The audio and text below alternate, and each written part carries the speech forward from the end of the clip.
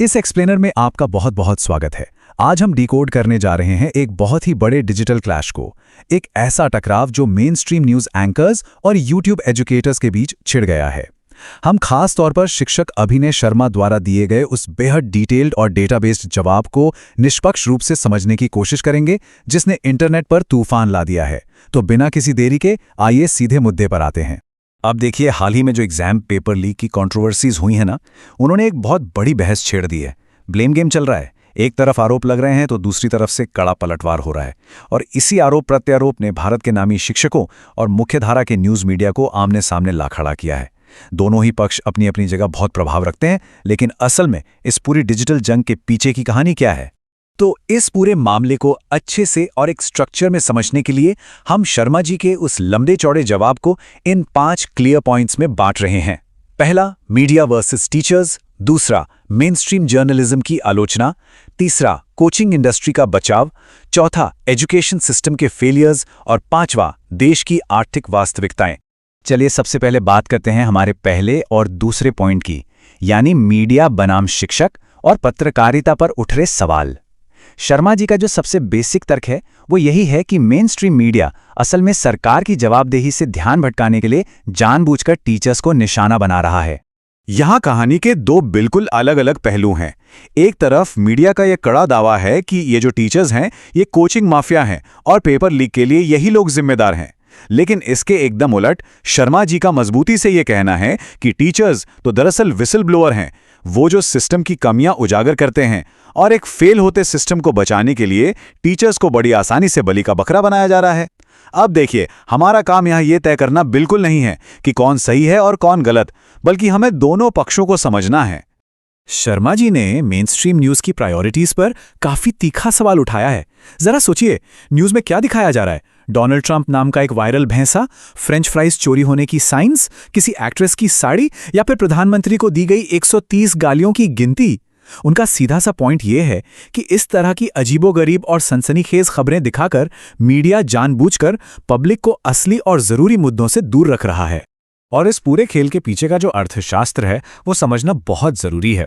इस चार्ट पर नजर डालिए। शर्मा जी के मुताबिक न्यूज़ चैनल्स की कमाई का लगभग 75% हिस्सा सीधा सरकारी विज्ञापनों से आता है और प्राइवेट विज्ञापनों का हिस्सा सिर्फ 25% है। वो ये दावा करते हैं कि पैसों के लिए सरकार पर इतनी भारी निर्भरता ही वो वजह है जिससे न्यूज़ चैनल्स न्यूट्रल नहीं रह पाते और सत्ता में बैठे लोगों से तीखे सवाल पूछने से बचते हैं। ओके, तो अब हम तीसरे सेक्शन की तरफ बढ़ते हैं, कोचिंग इंडस्ट्री का बचाव। यहाँ शर्मा जी कुछ दिलचस्प आंकड़े पेश करते हैं ताकि वो ऑनलाइन कोचिंग सेक्टर की फाइनेंशियल ट्रांसपेरेंसी और उसके फायदे साबित कर सकें। अब ये नंबर देखिए, 45 से 48%। ये कोई छोटा आंकड़ा नहीं है। शर्मा जी का कहना है कि कोचिंग इंस्टीट्यूट्स अपनी कमाई का इतना बड़ा हिस्सा इनकम टैक्स और जीएसटी के तौर पर सरकार को देते हैं। इस नंबर के जरिए वो ये समझाना चाहते हैं कि कोचिंग इंडस्ट्री फाइनेंशियली पूरी तरह ट्रांसपेरेंट है और देश की इकोनॉमी में अपना पूरा योगदान दे रही है। अब जरा फीस के इस अंतर को देखिए, ये काफी दिलचस्प है।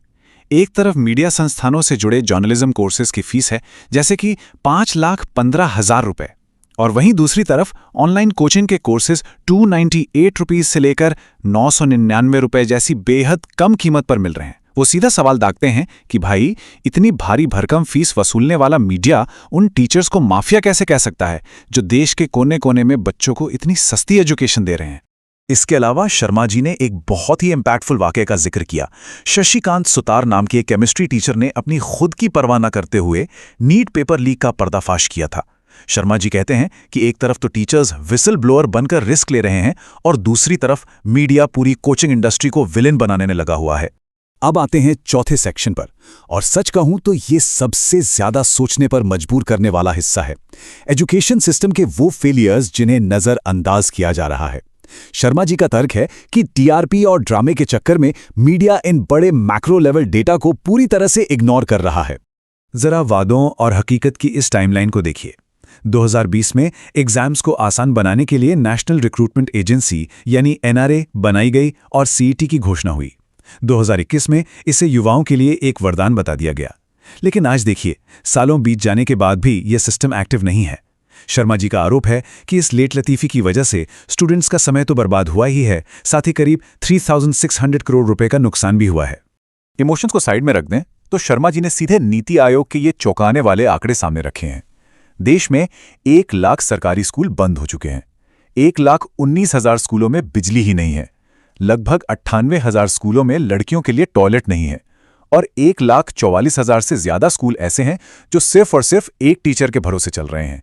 ये वाकई में हैरान करने वाला है। वो पूछते हैं कि मेनस्ट्रीम मीडिया स्कूलों के इस खराब इंफ्रास्ट्रक्चर पर प्राइम टाइम डिबेट क्यों नहीं करता। यानी ग्राउंड लेवल पर जहां सबसे ज्यादा जरूरत है वहां बेसिक सिस्टम फेल हो रहा है।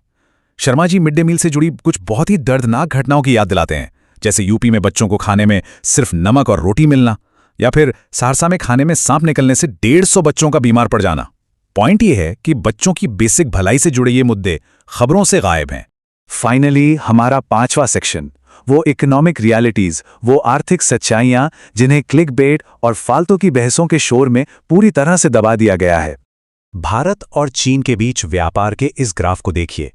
2023-24 के डेटा के हिसाब से चीन से हमारा इंपोर्ट है $135.87 बिलियन, जबकि हमारा एक्सपोर्ट है सिर्फ $19.75 बिलियन। शर्मा जी से एक बहुत बड़ा और अनदेखा आर्थिक मुद्दा मानते हैं जिस पर बात होनी चाहिए। $116 बिलियन। ये वो भारी भरकम व्यापार घाटा है जो हम चीन के साथ झेल रहे हैं।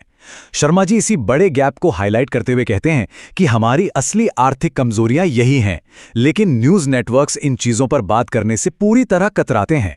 इसी तरह ये नंबर 730 भी बहुत कुछ कहता है।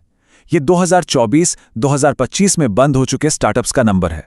शर्मा जी इसका जिक्र इसलिए करते हैं ताकि वो बता सकें कि यूथ एम्प्लॉयमेंट और एंटरप्रेन्योरशिप के मोर्चे पर एक बड़ा संकट खड़ा है, लेकिन इसे रिपोर्ट ही नहीं किया जा रहा। इन सारे डेटा और तर्कों को समेटते हुए शर्मा जी अपनी बात इस एक बेहद पावरफुल कोट के साथ खत्म करते हैं। किसी भी देश का भविष्य संसद की कुर्सियों से नहीं बल्कि स्कूलों की बेंचों से तय होगा। ये एक ऐसा वाक्य है जो सीधे तौर पर हमारी नेशनल प्रायोरिटीज पर सवाल उठाता है। तो इस पूरे एक्सप्लेनर के बाद हम एक ऐसे सवाल पर आकर खड़े होते हैं जो हमें सोचने पर मजबूर कर देता है। सच में इस सिस्टम की जवाबदेही कौन तय कर रहा है? और देश के युवाओं के भविष्य को सुरक्षित रखने की असली जिम्मेदारी आखिर है किसकी? ये एक ऐसा सवाल है जिसका जवाब हम आप पर छोड़ते हैं। हमारे साथ इस एक्सप्लेनर में जुड़ने के लिए आपका बहुत बहुत शुक्रिया। हर रहस्य के पीछे छिपी सच्चाई जानने के लिए जुड़े रहिए लक्ज़ोरा डिकोड के साथ। अगर वीडियो पसंद आया हो तो लाइक करें, शेयर करें और चैनल को सब्सक्राइब करना ना भूलें। मिलते हैं अगली रोचक जानकारी के साथ।